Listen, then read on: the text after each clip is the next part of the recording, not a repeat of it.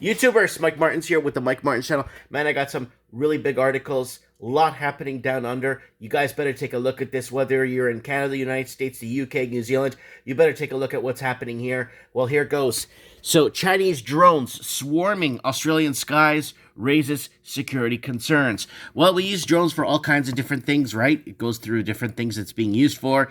But it says right here, experts in the US are warning that this growing market domination makes the drones vulnerable to hacking as the Chinese Communist Party escalates its control over private sector.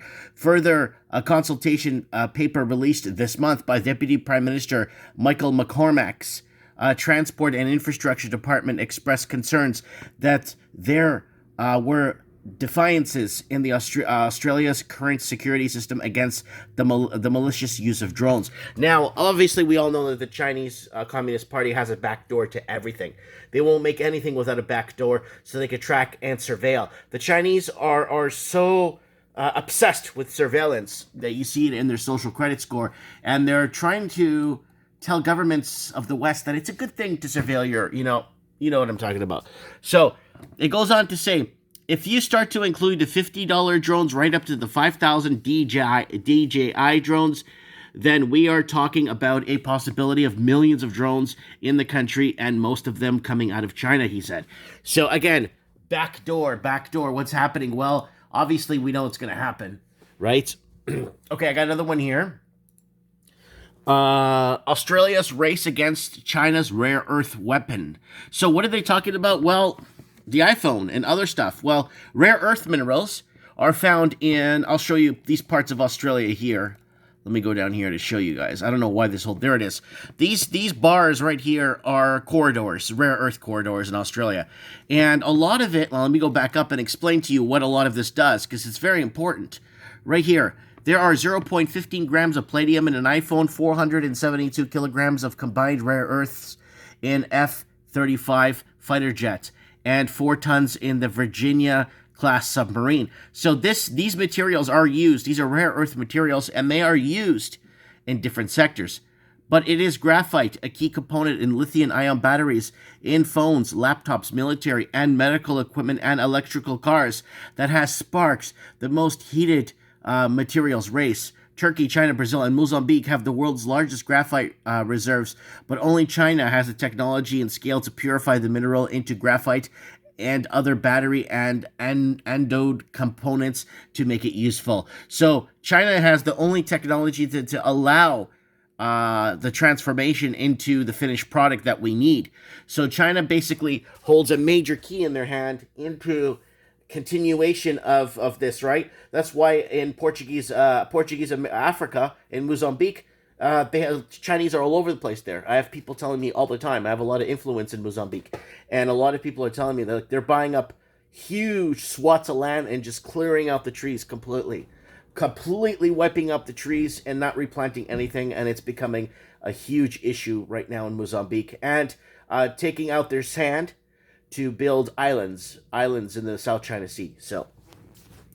So here it is there. So let's move on here now. Foreign investors in China are starting to back off, according to these graphs. Share of demand for new property by foreign buyers.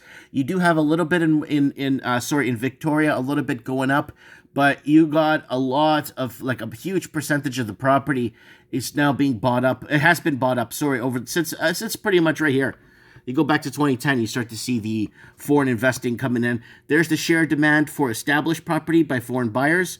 Look at it up here. Oh, look at the percentage. You wouldn't even believe how much, and this is what they're allowed to tell us.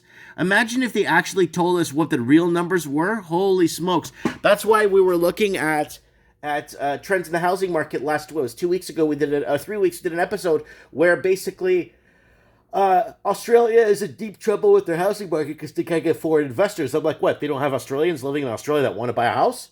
That seems impossible.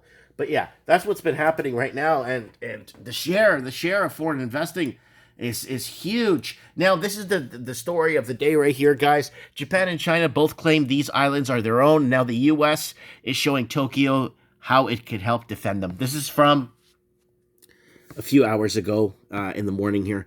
So there it is. Japan and China both claim.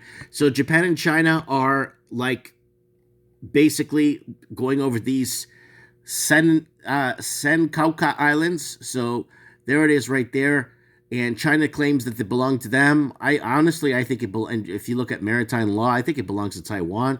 If you want to get really technical about it, but no, China says it belongs to them, and China's the bully on the block when it comes to this kind of stuff. And it looks like from what we're seeing here that Japan and China both claim these islands on as their own, and now the U.S. is showing Tokyo how it could help defend them. So that's it. The U.S. is going to go in, probably do a few of those. Is that a plane in the water? No, those are planes in the sky, but boats being followed. But this is time. It's getting there, guys. The fleet include 9,000 U.S. troops and U.S. aircraft carrier strike group, more than 100 U.S. military aircraft, more than 37,000 Japanese troops, a flotilla of 20 Japan Maritime Self-Defense Force warships, 100 Japanese military planes, plus a frigate from Canada, all focused on landing large forces on the island around Okinawa, 250 miles, 400 kilometers east of the Senkakus. So there it is, guys. You have it in a nutshell. Down under, things are getting way precarious, way out of order, way weird. Let me know in the comments below what is happening in your neck of the woods. I know a lot of people watch this channel in Australia because we've been covering the Australian housing market here for, I don't know, like 7 years now. So let me know what you guys think in the comments below. I look very forward to reading them. Let me know, comment below. Thanks for watching.